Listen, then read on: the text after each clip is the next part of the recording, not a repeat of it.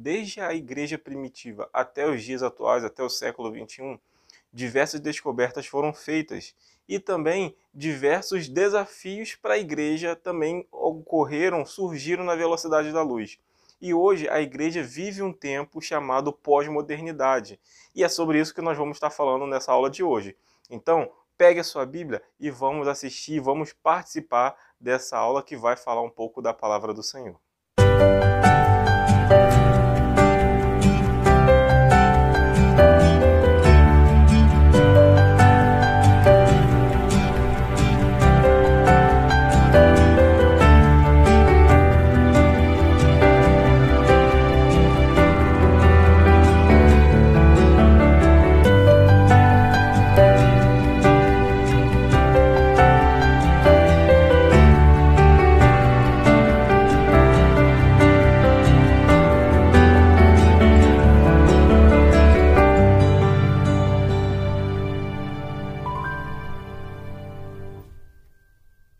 Graça e paz, queridos, tudo bem? Meu nome é Douglas Vieira, sou professor da IBD da Igreja Evangélica Congregacional e Parque da Luz em Rio Bonito.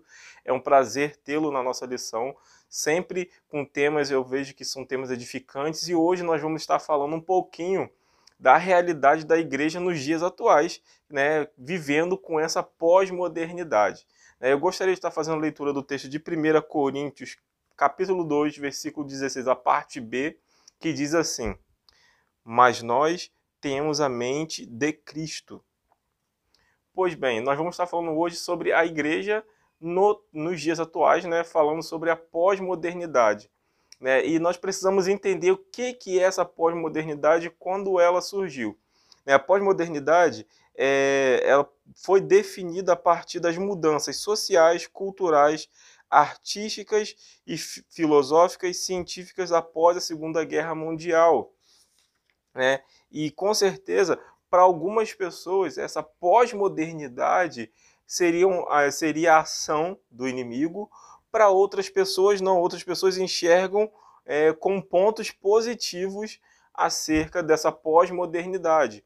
Né? Mas antes de definirmos qualquer ponto, se é um ponto negativo, um ponto positivo, nós temos que avaliar um contexto, nós precisamos também entender uma série de coisas. Pois bem, na antiguidade existia, né, uma forma mais acentuada de, como eu posso dizer, né, de alguns homens, né, de buscar entender as coisas, e esses eram os filósofos. Né? Nós temos que buscar um pouquinho lá atrás na história. Esses filósofos eles buscavam entender, buscavam respostas, né, para diversas coisas. Mas chegou um tempo em que, né, quando a filosofia surgiu, ou na verdade, melhor, a filosofia ela surgiu com o intuito de responder aquilo que as religiões, aquilo que, podemos dizer, os mitos não tinha como responder, não tinha como dar respostas. Então esses homens, os filósofos, eles buscavam entender, buscavam respostas para todas as coisas. Né? Por exemplo, o que tem acontecido com o mundo, por que parece que os dias estão se abreviando tão rápido, porque a questão da, vamos dizer assim, de água, o que está acontecendo com a água da terra, o que está acontecendo com os elementos, vamos falar, né, os elementos naturais, né, fogo, terra, ar, o que tem acontecido. Então, esse é um exemplo. Os filósofos eles buscavam explicar esse tipo de assunto, esse tipo de coisa, né? E eles não só isso, mas também tantas outras coisas buscavam responder segundo a luz da filosofia, né? Seria um saber racional, né? Uma razão com validade universal. Pois bem, eles buscavam responder, né? Principalmente algumas coisas que tentavam responder aquilo que os mitos, que as religiões não conseguiam responder. Vamos lá, nós temos que olhar também um pouquinho do mundo medieval, olhar um pouco lá de 500 a 1500 anos depois de Cristo, né? Esse é o período aí da Idade Média, onde que houve uma mistura muito grande das religiões, que é o sincretismo, né? Juntamente com o conhecimento clássico, foi uma mistura, uma salada de fruta muito grande que aconteceu na Idade Média. Então, lá na Idade Média também se acreditava que a verdade era um privilégio de alguns homens, não somente de um só homem, ou a verdade, por exemplo, que nós conhecemos, nós sabemos que a palavra de Deus é a verdade. Os homens lá nessa época não tinham esse entendimento, eles acreditavam que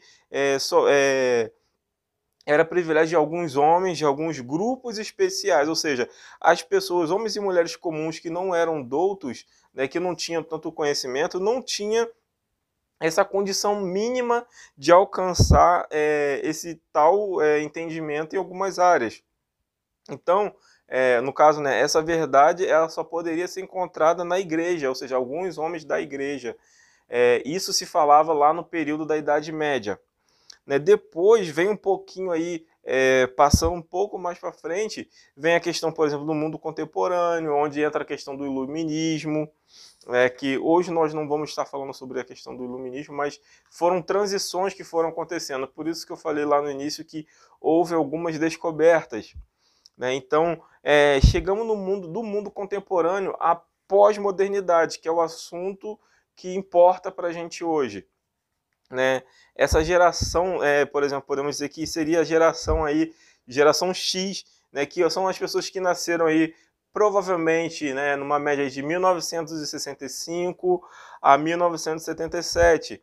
Né? E não se acreditava, né, em respostas assim, humanas, já não acreditava muito na questão da ciência, nem na questão da religião. Era um povo que tinha, assim, é um povo, né, já que é um povo tão recente, que tinha como seus objetivos, né, seu conhecimento, podemos dizer que para eles existia essa questão do Deus, de um Deus moderno, já tinha morrido.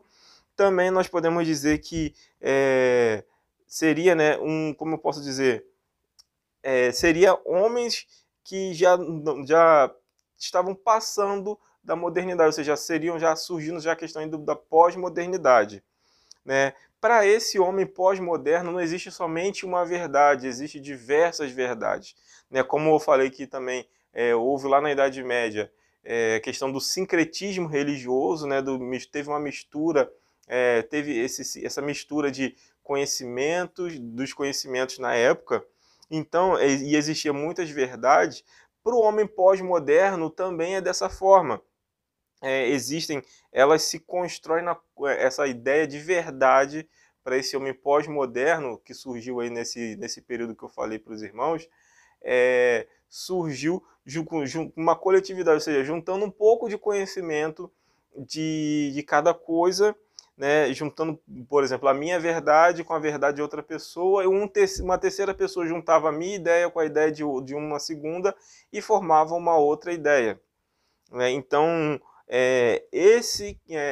como essa ideia já vem partindo de alguns anos para cá, podemos dizer que esse é um grande desafio para a igreja nos dias atuais. Justamente porque, como eu posso dizer, né, o fato dessas pessoas não conhecerem aquele que é o caminho, a verdade e a vida, né, o caminho verdadeiro. Não tem essa noção desse caminho 100% que nós sabemos que é verdadeiro, justamente porque junta as ideias que foram disseminadas aí ao determinado tempo, né, ao passar do tempo.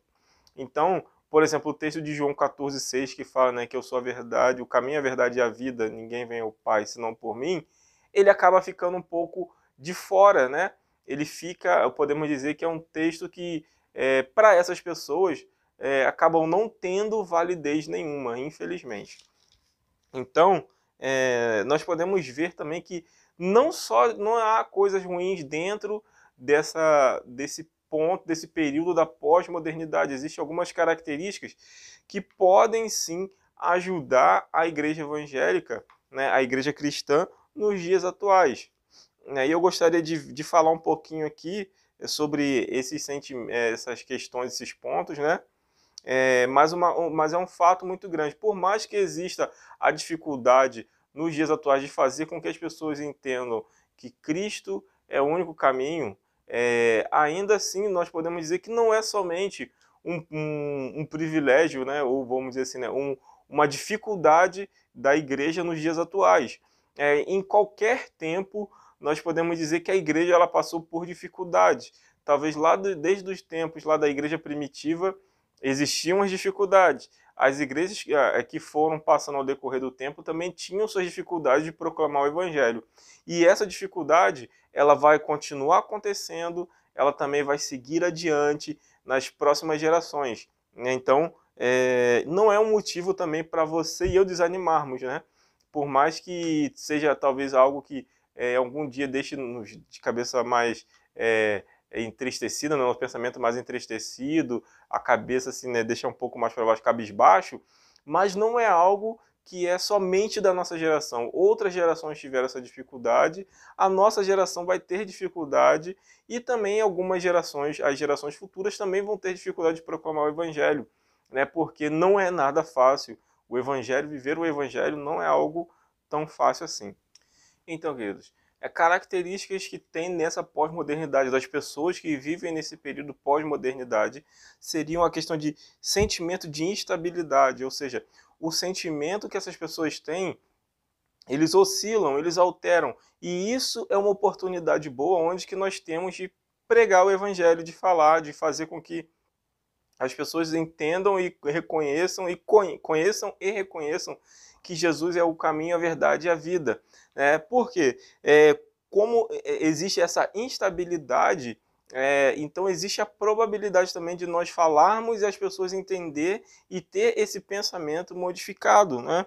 Essa instabilidade faz com que os homens pós-modernos eles tenham uma dificuldade de reconhecer sua identidade, eles não sabem, né, e não têm ideia do que vieram fazer aqui na Terra, eles não entendem, não sabem o propósito nem a razão da existência. Então, nós podemos ver que essa mente pós-moderna, como para ela existem muitas verdades, e elas se constroem na coletividade, a sua opinião, o seu falar, o seu agir, né, o meu e o seu agir, pode fazer com que essas pessoas elas se encontrem aqui na Terra, se elas entendam o propósito delas aqui na Terra, porque o objetivo da igreja, o objetivo de cada pessoa, para eles, né, já foi se perdeu durante um tempo. Eles não entendem, tampouco sabem o que vieram fazer aqui na Terra, o motivo da existência, né, estão perdidos. Então, desse modo, nós podemos ver que é um elemento positivo essa questão da instabilidade, porque nós temos a oportunidade de falar do amor de Cristo, de evangelizar essas pessoas, de fazer com que elas se conectem com o real motivo delas aqui na Terra, que seria, né, fazê-los entender a identidade, a missão e o propósito de cada um deles aqui na Terra, né? Ou seja, que no caso que está originado lá em Deus, né? Que são coisas, são destinadas a Deus, são pessoas que foram destinadas, foram constituídas, foram criadas para a honra e glória do Senhor, para servir a Cristo. Então, como o conhecimento, podemos dizer que é algo líquido, né? Ele, ao mesmo tempo que ele está aqui, você pode transferir de um pote para o outro, assim o conhecimento, o pensamento das pessoas na pós-modernidade ele tem sido. Ele pode ser modificado, ele pode ser transferido, né? Ele pode ser remanejado, né? Então, é onde que eu digo que a igreja ela tem a oportunidade de fazer com que o conhecimento, né, de Cristo seja apresentado às pessoas, né, seja demonstrado às pessoas. Também nós podemos dizer, né, que existe dentro dessa pós-modernidade a necessidade das pessoas participarem, estarem inseridas em grupos, né? Então, se a igreja ela se dispor, se ela dispuser, né, de viver os princípios bíblicos da comunhão e da paz, né, que se encontra na Bíblia, a igreja ela vai fazer com que as pessoas que vivem nessa pós-modernidade elas venham acabar desaguando no ideal bíblico, né? Ou seja, no conhecimento da palavra de Deus. Então, por isso que é importante nós estamos avaliando um pouco até da questão dessa pós-modernidade, que é o tempo que nós vivemos, que talvez algumas pessoas sintam dificuldade de anunciar o evangelho. Mas existem as probabilidade, né, ou melhor, perdão, existe a possibilidade de fazer o evangelho se tornar conhecido mesmo nos dias atuais, mesmo onde que não, como as pessoas, para elas não existem uma verdade absoluta ainda, né, nós temos a oportunidade de fazer conhecido a verdade que nós podemos dizer que é a verdade absoluta, né, o caminho verdadeiro, que é o caminho do Senhor Jesus Cristo. Queridos, concluindo essa lição de um assunto assim que nós vamos dar continuidade a esse assunto, falando sobre a pós-modernidade, sobre os dias atuais, sobre as dificuldades que a igreja enfrenta no século XXI, eu tenho a dizer para concluir nessa lição de que não tem como negar que nós vivemos num tempo de transição. Como eu falei, desde da igreja primitiva até o século XXI, muitas mudanças foram acontecendo, a forma de pensar foi mudando. Algumas pessoas, podemos dizer que infelizmente, elas foram cada vez mais se distanciando da palavra de Deus, se distanciando da verdade, mas ainda assim existe a oportunidade de nós falarmos do amor de Jesus para essas pessoas. Podemos dizer que, como o texto que nós lemos lá no início, que nós temos a mente de Cristo e nós precisamos descansar no fato de que Deus está no domínio de todas as coisas. Então, não, a pós-modernidade, talvez as coisas atuais, não é um motivo para desespero da igreja, da igreja nos dias atuais, e sim uma oportunidade de continuarmos fazendo, executando a missão daquilo ao qual é proposto a cada um de nós, né? Nós devemos buscar pontos positivos nos dias atuais. Talvez você possa pensar que está difícil anunciar o evangelho, mas olhe ao seu redor, olhe e veja as oportunidades que Deus ele tem conduzido, tem permitido que você e eu temos de falar do amor de Cristo. Porque eu creio e assim podemos, como igreja do Senhor aqui na terra, crer de que Jesus ele está no domínio de todas as coisas. Nada acontece por acaso. E se Deus permitiu que essas transições elas acontecessem, justamente elas vieram para que a igreja ela pudesse demonstrar todo o amor de Deus aqui na terra. Eu posso até ler aqui para finalizar o texto de Atos, capítulo 14, versículo 17, que vai dizer o seguinte: contudo, não se deixou ficar sem testemunho de si mesmo, fazendo o bem, dando-vos do céu chuvas e estações frutíferas, enchendo o vosso coração de fartura e de alegria.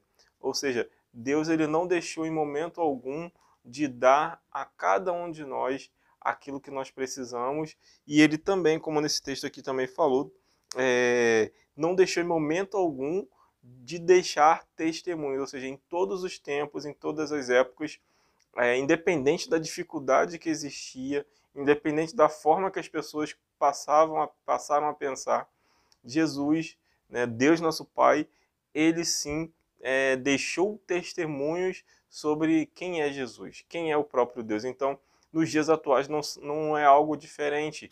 Por mais que exista essa suposta dificuldade, justamente pela pós-modernidade estar aí nos dias atuais, ainda assim, Deus ele tem testemunho para dar, para apresentar, para que as pessoas também o reconheçam como o único e suficiente Salvador. Então, esse é o ensino de hoje, falando sobre um pouco da igreja nos dias atuais. Espero que tenha sido algo proveitoso para a tua vida. Mas também, antes de nós encerrarmos aqui essa lição, de encerrar essa aula, nós vamos estar falando com o nosso Deus. Pai, nós te louvamos e te agradecemos por tudo, pelos seus feitos, também, Pai, pelos dias atuais ao qual nós vivemos, que sabemos que a tua mão poderosa está sobre a nossa vida, sobre a nossa casa, está nos guardando, nos guiando. Também, Deus, nós pedimos que, mesmo nos dias atuais, onde que a modernidade ou a pós-modernidade possa estar atrapalhando ou endurecendo o coração das pessoas de reconhecê-lo como o único e suficiente Salvador, nós pedimos que no nome de Jesus o Senhor esteja agindo poderosamente, fazendo com que o teu Espírito Santo, né, que é o Consolador, que é o que nos guia, o que convence do pecado, da justiça e do juízo, esteja abrindo também os ouvidos espirituais e os corações para que as pessoas permitam que a tua palavra venha fazer morada no coração de cada uma delas. Assim nós pedimos oportunidades dia após dia para falar do teu amor, sem cansar, sem cessar. Essa oração, Deus, que nós fazemos, te agradecendo por tudo no nome de Jesus. Amém e amém. Queridos, que a tua semana seja abençoadíssima, que essa pós-modernidade não te assuste, e sim que possamos enxergar oportunidades de continuar falando do amor de Cristo. Eu espero te encontrar aqui na semana que vem com mais uma aula, com mais uma lição, que eu creio que vai ser algo abençoador para a tua vida. Então, que você fique com Deus e até a próxima.